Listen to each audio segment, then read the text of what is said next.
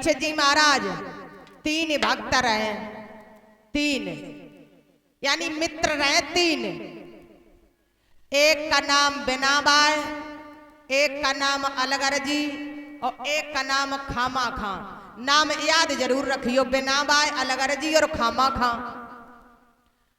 तो बिनाबाई की रहे शादी, तो अलगरजी ने ये विचार किया कि ला दोस्त की शादी में जब काली गाड़ी कौन सी आई, थार, मित्र की शादी में ला थार गाड़ी ले जाए तो ज्यादा सम्मान मिले। तब इनने किराए पे गाड़ी करी, बारात में गए। तो पहले हमारे बड़े बूढ़े बुजुर्गों को ये चिंता रहती थी कि गांव में बारात आई तो काऊ तरह की बेइज्जती ना है पाए, क्योंकि पूरे गांव की बेइज्जती हो जाएगी। तो बड़े बूढ़े बड़े सक्रिय रहते थे।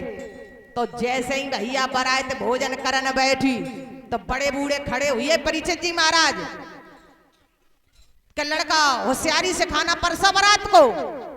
पहले लड़कन ने बिछाई डारी, पत्तल डाले, जल किया, सब्जी पस्सी, और जैसे ही लड़का हलवा की बांटी लेके चले तो बड़े बूढ़े दत्ता विचार करने लगे कि ऐसा हो जे मजाक में आके काऊ जो हलवा एक दूसरे के ऊपर डांट देवे कहूं। तो बड़े बूढ़े दत्ता बोले, अरे लड़को, हलवा होशियारी से परसना, हलवा अलगरजी से नहीं परसा जाएगा। अलगरजी ने विचार करो के जे कात के अलगरजी को हलवा ही ना दियो, का बात। बैठे रहे शांति से, पूड़ी परसी, कचौड़ी परसी, और जैसे ही रसमलाई को नंबर आओ सोई दत्ता फिर कान लगे जाके मारे के ऐसा नो लड़का काऊ को बच्चा सा नहीं डांटते का, आया लड़को, रसमलाई होशियारी से परसना, रसमलाई अलगरजी से नहीं परसी जाएगी।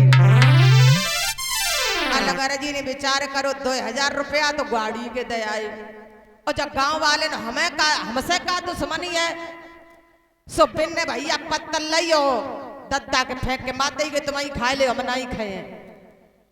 अब भैया काऊ बड़े बूढ़े बुजुर्ग के कोई पत्तल मार देवे तो क्या होगा, लड़ाई हो जाएगी कि क्या हो गया, कि अरे बारात वाले की इतनी हिम्मत है फलाने के दद्दा के ऊपर वन पत्तल मार दे फेंक के। तो भैया लड़ाई इतनी बढ़िया ही कि अब हुआ बचवाई न पुजे। धीरे धीरे के का हुई के कछु न खामा खां लड़ रहे, क्या हो गया, अरे खामा खां लड़ रहे। खामा खां ने सोची हम तो भैया इतनी दूर ठाड़े डर के मारे, और तब सब हमाओ ही नाम लेते, एक आदि मरमराई हो तो रिपोर्ट हमायो ना हो तो कछु काम करे कहीं जेल में जाए, सो भैया खामो खा पी लियो। जैसे तैसे खबर घर में पहुंची कि बारात में इतनी लड़ाई हुई, बारात लौटवे को नंबर है, तो ऐसो करो लड़का बुलाए ले, और पंडित जी से कई तंत्र मंत्र छोड़ो, तुम सीधी सीधी भौरी डाल दो। तो लड़का आओ गांठी जुरी।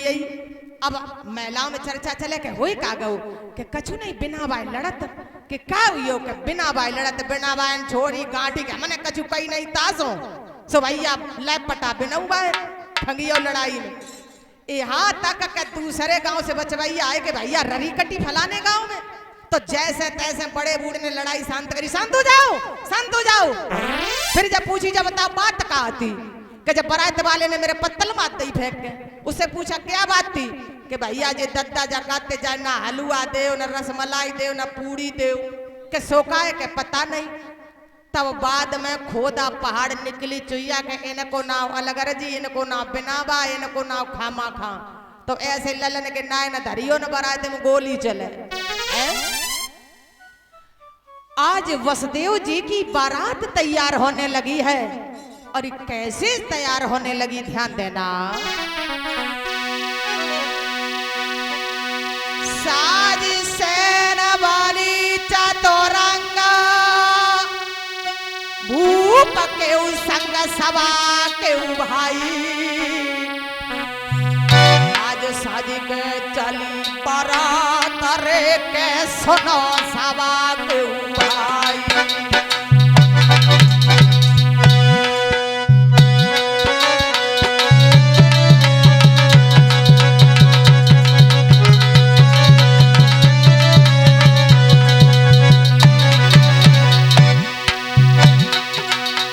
अरे सवा के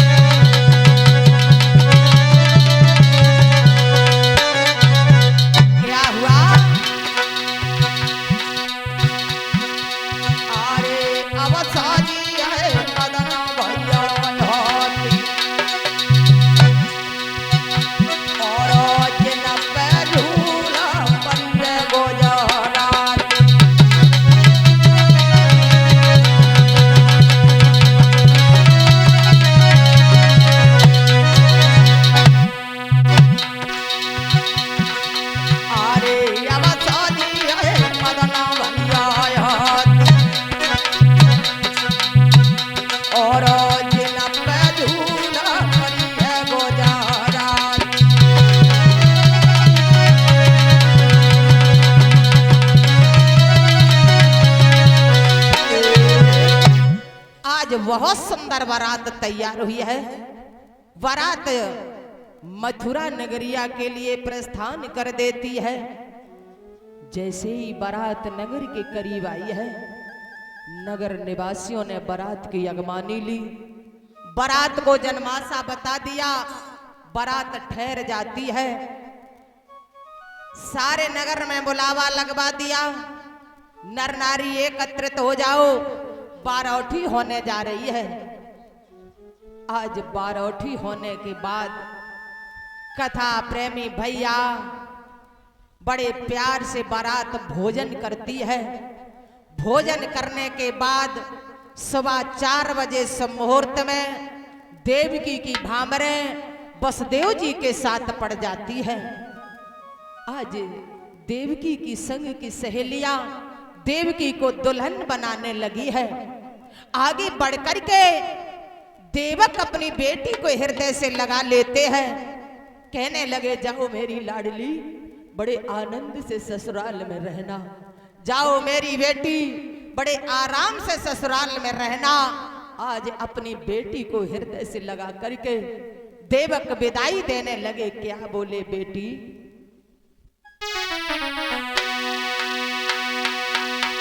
कि बाबुल का ये घर बेटी, कितने नाजों से माँ बाप पालते हैं, कितने नाजों से पढ़ाते लिखाते हैं और बेटी को पराया कर देते हैं। कि बाबुल का ये घर बेटी और कुछ दिल का ठिकाना है,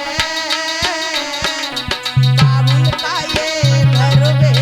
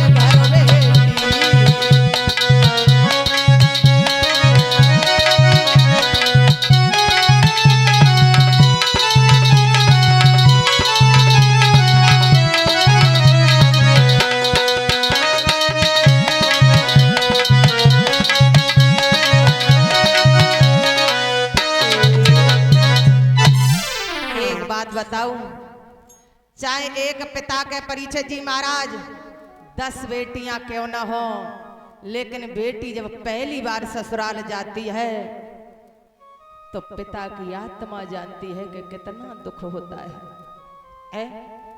जब ऐसी बात याद आती है तो कलेजा दहल जाता है।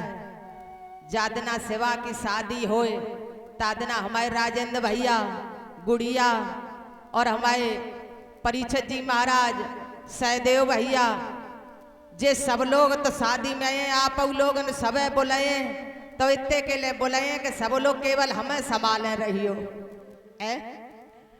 जब याद करती हूँ कि बेटी की जब विदाई होती है तो कैसे बर्दाश्त होता है? धन्य होती है बेटी जो 2-2 कुलों को अपनाती है। बेटी का प्यार माता पिता की भी तरफ होता है। ससुराल में अगर प्यार नहीं जताएगी तो वहां भी उसका ठिकाना नहीं है। और बताऊं, जब बेटी की विदा होती है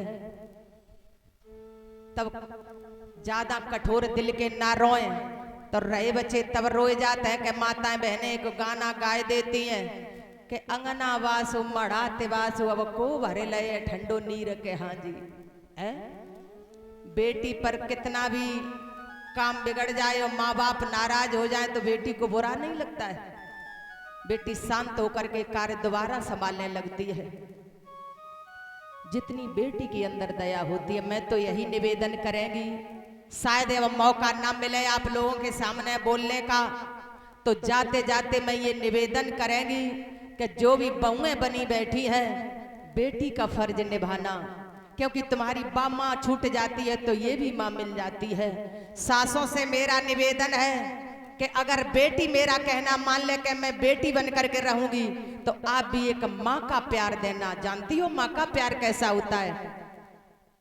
बेटी से गलती हो जाए तो माँ उस गलती को ताड़ती नहीं है, और बहू से हो जाए तो ताड़ के आसमान से लगाए दे जाए। अगर बहू से कोई गलती हो जाए तो यही समझना कि मेरी बेटी है।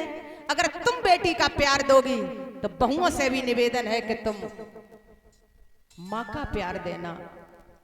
इतना निवेदन है क्यों? कुछ क्षण के लिए विचार करके देखो, आखिर जिंदगी में है क्या? ये एक कच्चे घड़े के बराबर है। हम और आप ईर्षा से जीवन जिएंगे तो तुम्हें आनंद ना है, घर वाले न आनंद ना है। और अब पता नहीं मानुष जन्म मिले या ना मिले, मानुष जन्म अनमोल रे, माटी में मत रोल रे। अब जो मिला है फिर ना मिलेगा, कभी नहीं कभी नहीं कभी नहीं।